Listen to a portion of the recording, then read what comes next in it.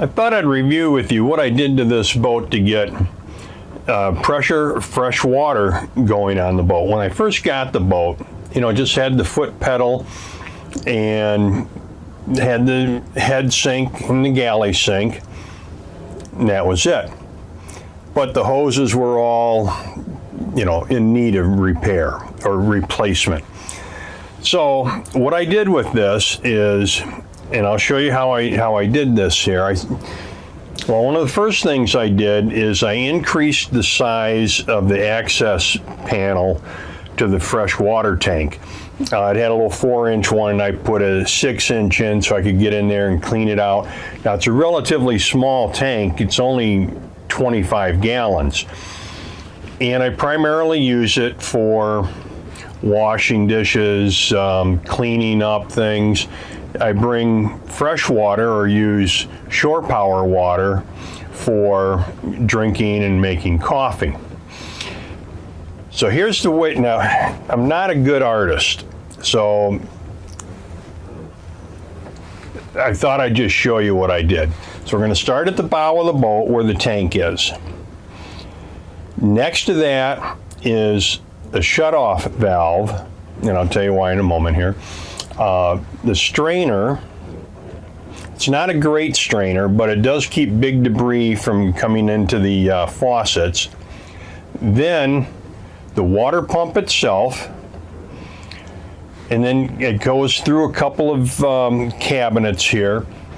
And I added an accumulator tank or a pressure tank because the water was kicking on and off. It wasn't even. So I put this tank in. Now it's not really big. Okay, so then from there, I run forward and put a T in for the head to go to the cold water. Ran it through a few more cabinets and the settee here to the galley, put a T in that. Now, if that's all you have, you don't really need to put a T in there. You could just bring that right up to it. But I added a water heater to this. So that hose, a freshwater hose, goes past the galley into the engine compartment. You'll see here where the water heater is. And because I was living on the boat and had such a small water tank, I also added a shore water hookup. You see that's here on the stern, and that has a anti-siphon or flow valve control on it, so that water, when I'm hooked up to the shore water, water can come into the boat. But if I'm using the pump, that check valve stops the water from running out the stern of the boat. So that's the cold water side of things. Then when I installed the water heater, of course I put a T in there in the fresh water, cold water, and ran that to the water heater. But you need a check valve there also to let the water flow into the water heater, but not come back out, or at times your cold water will also be pumping out hot water.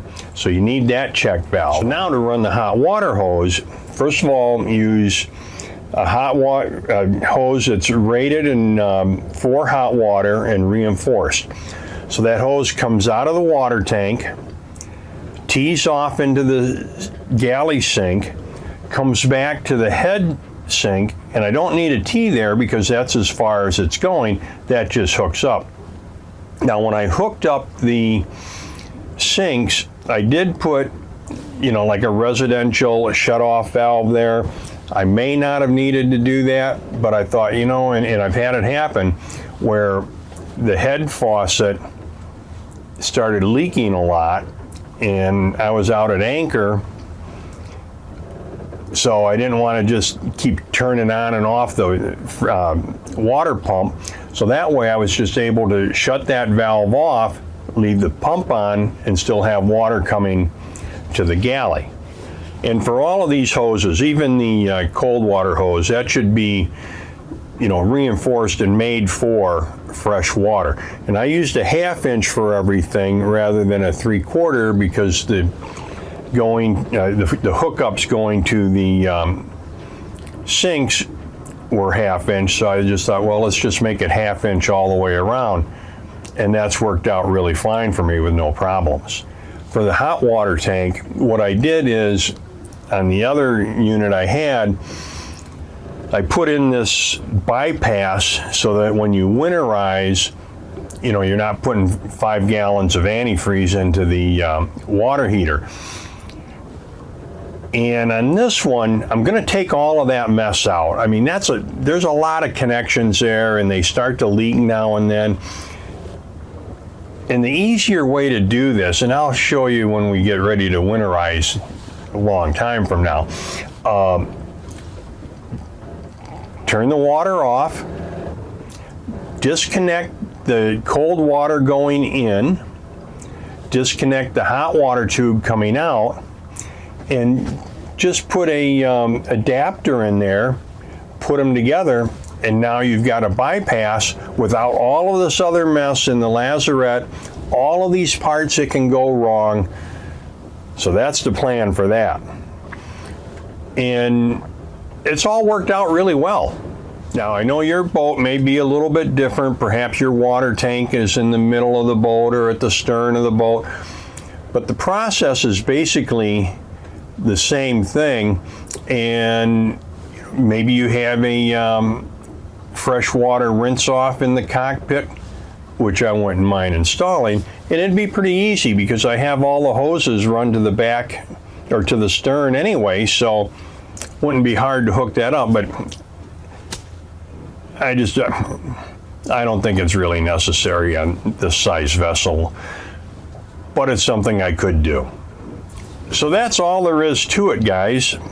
Pretty easy to do. Now, I use the plastic hosing, as I mentioned. You could use something like PEX, but it bends a little bit. But to put that loop in like I did for the accumulator tank, I don't think it's going to bend that much. And then to get in there and crimp everything, and I just think the water hose, it's not exposed to UV. The life expectancy of that hose, unless you damage it or get fuel or all other kind of stuff on it, it's probably 50 to 75 years. That's a lot longer than I'm going to be around to see it. So anyway, until next time, guys, happy and safe boating to you, your family, and friends.